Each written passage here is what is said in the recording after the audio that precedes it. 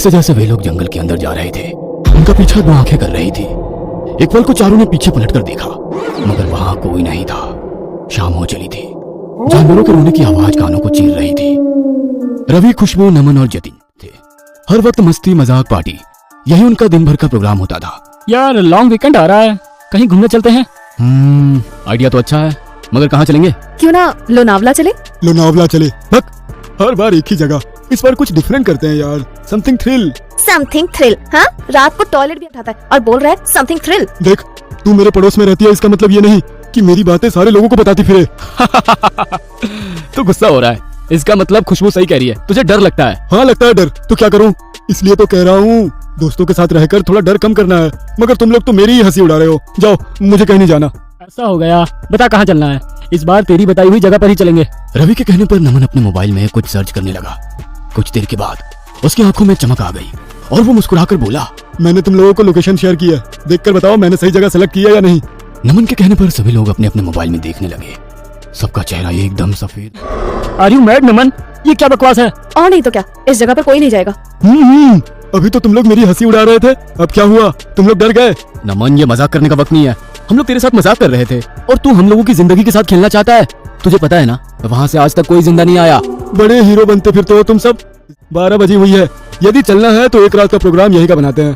सारा अरेंजमेंट मेरी तरफ से। हिम्मत है तो बोलो। हिम्मत और बेवकूफी में फर्क होता है, वहाँ जाना सरासर बेवकूफी है। आज मैं 22 साल का हो गया हूँ, मगर मैंने आज तक उस किले में किसी को रात बिताते नहीं देखा।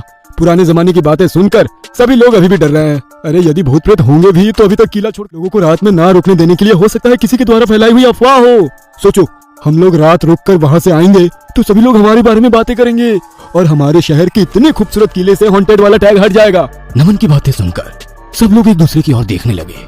डन, परसों रात को चलते हैं। हमारे घर वालों को इसके बारे में कुछ भी लोगों के लिए हम लोग एक रात के लिए दोस्त के घर जा रहे हैं। ये हुई ना बात। हम लोग गाड़ी में टेंट और जरूरी सामान रखकर कल दोपहर यहाँ से निकल जाएंगे, क्योंकि रास्ते में थोड़ा सा जो जंगल है वो दिन में ही पार कर लेंगे तो अच्छा है। वैसे भी हमें हमारी गाड़ी जंगल में ही छोड़नी होगी, किले के अंदर तो हमारी गाड़ी नहीं जा सकती। उन लोगों की सारी बातें सुनकर जतिन को डर लग रहा था। जतिन रवि की ओर आशा भरी नजरों से देखने लगा। शायद रवि इन सारी बातों को मना कर दे। ही सही, रवि ने अपनी मौन स्वीकृति दे दी थी। अगले दिन सभी बिना घर वालों को बताए शापित किले की ओर जाने लगे। यार एक बार सोच लो, तुम लोग जो कर रहे हो वो सही है या नहीं? यार जो एक बार सोच लिया वो सोच लिया, अब इस बारे में और क्या सोचें? Let's have fun guys. चारों एक ओपन जिप्सी में बैठे किले की ओर जा रहे थे। तभी अचानक जतिन चलती गाड़ी से उसे इस तरह गाड़ी से बाहर देखकर रवि जो गाड़ी चला रहा था गाड़ी रोककर बोला, यार जतिन, ये क्या बचपना है? अभी तुम्हें लग जाती तो? यार बचपना करने ही तो आए हैं, ऐसे बोरिंग तो दिन नहीं निकलेगा, कुछ तो फन चाहिए। फन चाहिए? हाथ पैर टूटे नहीं चाहिए। जल्दी से नीचे उतर, देर हो रही है। उन लोगों के कहने पर जतिन मुस्कुराकर पेड़ से नीचे उतर गया। वो अब जिप्सी की पिछली सीट पर नमन के साथ खड़ा था। तभी अचानक चीख निकल गई। रवि ने गाड़ी रोककर पीछे देखा।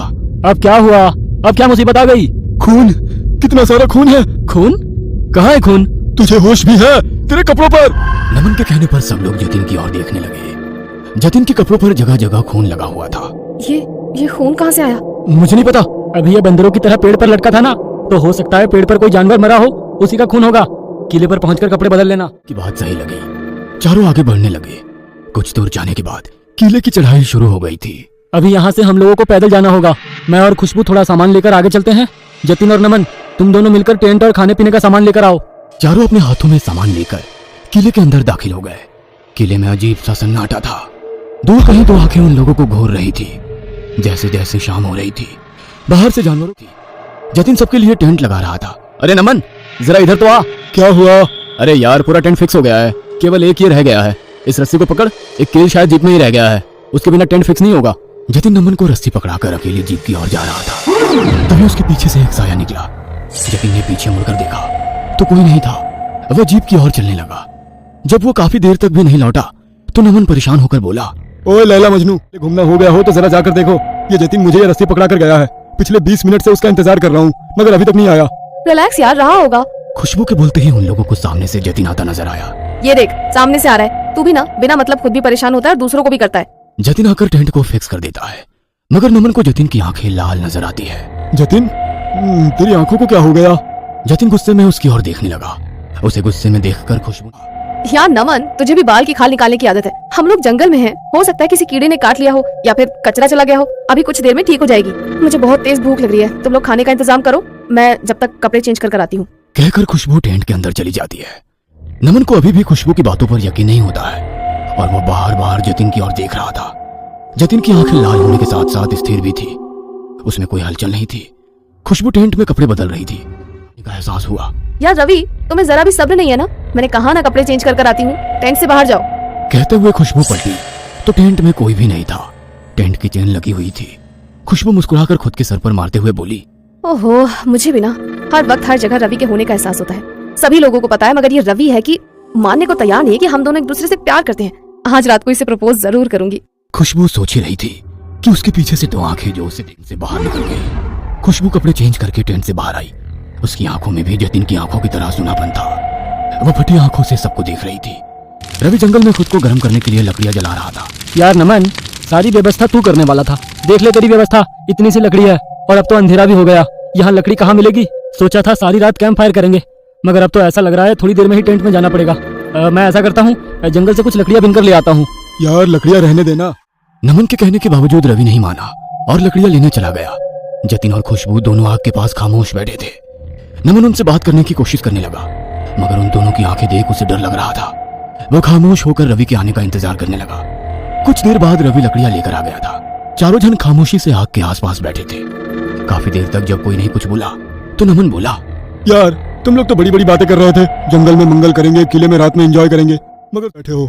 मैं अब और इस तरह खामोश नहीं बैठ सकता। या तो तुम लोग बातें करो या फिर मैं जीप लेकर शहर वापस जा रहा हूँ। नमन के कहने पर तीनों एक दूसरे की ओर देखने लगे। तीनों के चेहरे पर मुस्कुराहट आ गई और उनकी आंखें लाल चमक रही थी। तीनों के शरीर में परिवर्तन होने लगा और आंखें लाल और शरीर इस कदर सफेद था मानो किसी ने खून चूस लिया हो। उन तीनों का यह डरावना रूप देखकर नमन की तुरंत दिल की गति रुक जाने से अगली सुबह जब किले में वॉचमैन पहुंचा तो वहां का नजारा देखकर हैरान था। जतिन की लाश कार के पास पड़ी थी। थोड़ा आगे बढ़ा तो रवि की लाश जंगल में थी। डरते हुए वो किले की ओर बढ़ा तो किले में कुछ लकड़ियों के राख के ढेर के पास नमन की लाश थी। खुशबू की लाश टेंट हाउस में मिली। पोस्टमार्टम की रिपोर्ट में चारों के शरीर में खून की एक बूंद भी नहीं थी।